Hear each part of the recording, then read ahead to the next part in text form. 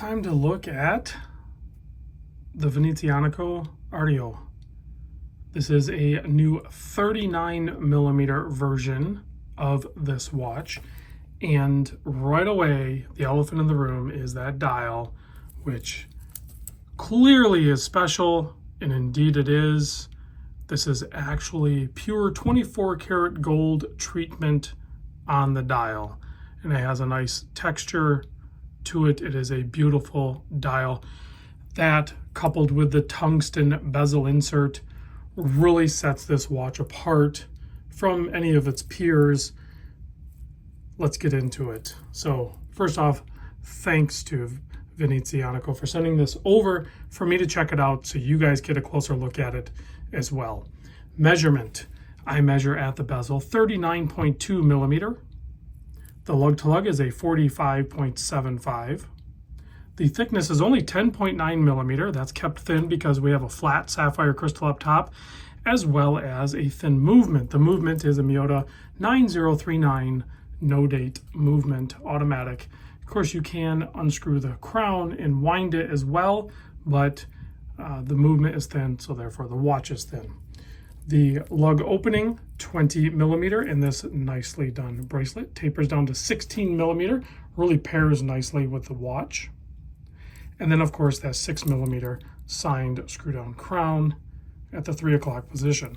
The case back, if you know this brand, you know that you're going to get some really cool case backs on their models. They do some pretty elaborate designs on their case backs, and this one is definitely in that category. It's held on with screws, even though it does actually have dive rated on it. It should be 200 meter water resist if I'm not mistaken. And then 120 click bezel that is very pleasant to turn. Those clicks both sound and feel as you would expect them to on this $1,000 watch. So the clasp has traditional micro adjusts, 3 of them. It's just a spring bar in there, and then it has a double pusher. It's kept very slim and matches the bracelet. Keep in mind, I'm sure this brand could absolutely do a toolless micro adjust, but then it adds to the complexity, the thickness, and all of that stuff. So as does the sizing mechanism for the bracelet. It looks to be a split pin, and I've never had a split pin fail. So, and they're easy to size. So both those things, I know a lot of people are in camp, get with the times, everyone's doing this, everyone's doing that.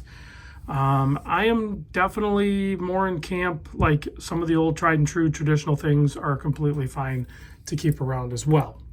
Let's take off the watch that I'm wearing, which happens to be a Seiko Alpinist, an older style one, and try on this Alpinist on my 7 1/4 inch wrist so you can see what that looks like. I believe there's a 42 millimeter variant available if you want a larger watch, but the 39 is kind of a Goldilocks size. I didn't mean to make that pun, but Goldilocks, and this has a gold dial. I guess it's there if you enjoyed it. But yeah, that's a sweet spot size for most wrist, including mine. I probably would go with the 42 just because I like the larger watches, but the 39 is easy enough to pull off for my wrist size, and definitely is going to be fitting your wrist if your wrist is smaller than mine. So let's give it a quick blast with the UV light.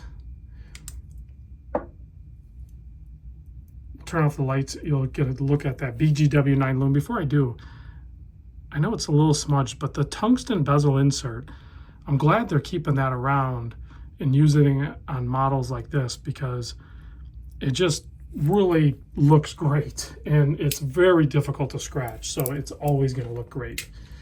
There's the lume, nice application. If you have not checked out this brand, definitely check it out. I'll put a link in the description. I think currently there's still a tab explaining how they're taking care of fees and such like that. So that's another thing to consider when you're purchasing watches. Just verify that information, because this is a snapshot in time after all. Thanks for watching, and I'll see you on the next vid.